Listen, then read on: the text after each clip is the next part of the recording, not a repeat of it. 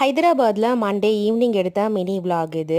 நான் சின்னப்பா இருக்கும்போது என்னுடைய பெரியம்மா இந்த ஸ்நாக்ஸை வந்து செஞ்சு தருவாங்க. இதோடைய பேர் வந்து கலகலான்னு சொல்லுவாங்க. இது வந்து காரம் டைப்லேயும் செய்யலாம், அதே மாதிரி திதிப்பு டைப்லேயுமே செய்யலாம். இன்றைக்கி நான் 2 டைப்லேயுமே வந்து செய்ய போகிறேன். தேவையான அளவு கோதுமை மாவில் கொஞ்சமாக ஜீரகம், கொஞ்சமாக உப்பு, கொஞ்சமாக மிளகாபடி போட்டு நல்லா பிசைஞ்சிட்டு சப்பாத்தி நம்ம தேய்ப்போம் இல்லையா, அந்த மாதிரி தேய்ச்சிட்டு தோசை கல்லில் ஒரு டைம் போட்டு எடுத்து அதுக்கப்புறமா வந்து இந்த மாதிரி ஷேப்ஸில் நம்ம கட் பண்ணிக்கலாம். நான் இன்றைக்கி ஸ்கொயர் ஷேப்பில் வந்து கட் பண்ணியிருக்கேன். உங்களுக்கு எந்த ஷேப்பில் வேணுமோ நீங்கள் கட் பண்ணி எடுத்துக்கலாம். அதுக்கப்புறமா காயிற எண்ணெயில் இந்த கலகலாவை வந்து நம்ம போட்டு லைட்டாக வறுத்து எடுத்துக்கலாம். ஸோ இதுதான் வந்து காரசாரமான கலகலா.